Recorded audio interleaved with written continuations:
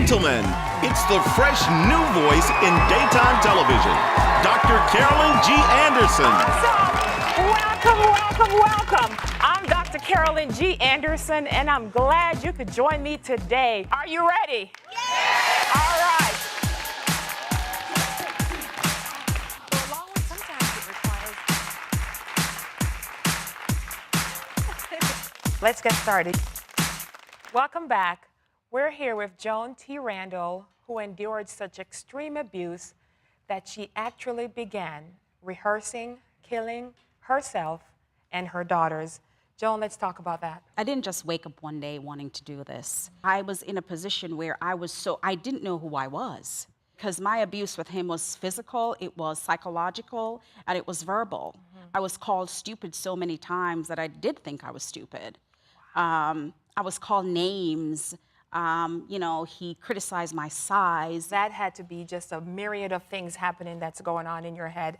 And all this drove you to a point of saying, you know what, this is enough. I was embarrassed to talk about it. I was kicked down my stairs and ended up in the hospital.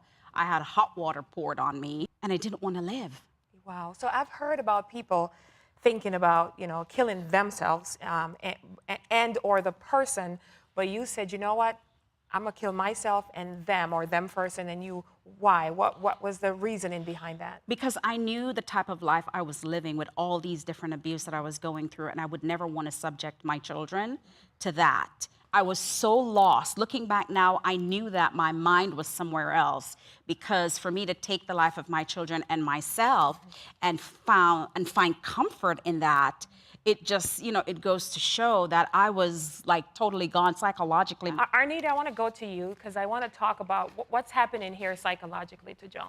So domestic abuse is about power and control, and a large part of that is manipulation. So to isolate the person, to make them feel like they're worthless, unworthy, and so on, which Joan has described. And so he abused her to the point where she felt like that was her only choice. And so things that we think would be logical ways to act and behave and think, we don't have the resources to think in that way because we're so stressed. Right. I want to set the stage up for you have reached that breaking point, and you found the peace and the comfort, and so now you've kind of checked out, you're going to sleep, but you rehearsed what it is that you were going to do. I'll let you tell it. Yeah. So he had a gun in the house, and he showed it to me one day and said he was going to take me to target practice. And I said, okay, cool. It was a beautiful gun. It was like a pearl looking, really small, I don't know, 22 maybe. And so I watched him one day to see where he kept the gun. And the moment I saw the gun, it even made me wanna to do this more. So I would walk at night, because my husband stopped coming home at night. He came home at daylight. And so I would walk from my bedroom to my oldest daughter's bedroom and stand over her as she's sleeping. And I'm saying to myself, all I need to do was put a bullet in her head. She would not feel it as she's sleeping. Then I walked to my youngest daughter's bedroom, and I looked at her sleeping in her crib, and I said the same thing. All I have to do is put a bullet in her head and then end my life right there. So that when he come home at daybreak, we won't be there anymore. Who or what actually stopped you from going through that? So, the night prior to this act, I cried all night.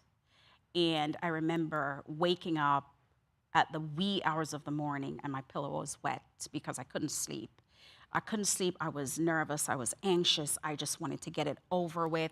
I didn't want anything to stop me from not carrying it out. Right. So because I was, the doctor said I was just gone, I was lost, I was gone, and there was nobody to help me. And financially, he controlled everything. So even if I leave, where do I go? How do I get money to support myself and my kids? So this was just the easy way out. Right. And so I woke up and I walked to my closet and I went for the gun. I got the gun. I remember distinctly there was almost like a moonlight was coming through my bedroom window. And as I walked out of the closet with the gun in my hand, all I heard was my bedroom door open. And all I heard was, "Mommy." And I froze. I froze because she woke up, my baby woke up. And so now she just ruined. Right. Because I can't kill her alive, awake. You know, I would not be able to like pull the trigger while she was awake, and she was 3 years old. Right. And so I didn't know what to do. And she said, "Mommy," and I said, "Yes, baby." And I had the gun in my hand, so all I had to do was sit. So I sat and I put the gun under like my thigh. And she kind of felt her way. She saw my, my figure, I guess, in the darkness. And she walked up to me and she put her hands on my face. And she felt that they were wet. Well, my face was wet. And then she said to me, "Mommy, are you sad?" And I said, "Yeah, Mommy is sad." And she said, "I can give you strength." And I said to her, "How are you?" She's 3. She's 3 years Yes. old. And I said, "How are you gonna give me strength?" And she put her hands around my neck and she squeezed with all of her might. Yes. And something transferred from her body into mine. Wow. Wow. And I knew in that moment I could not take her life. And so I held her and I put my head on her shoulder. And I started sobbing, and this 3-year-old never cried.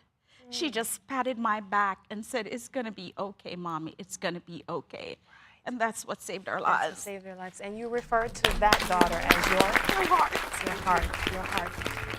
In life, we often make decisions either with our hearts or our mind, and there's a big difference. This is amazing for her to have first transformed her mind, and now she has transformed her body, right?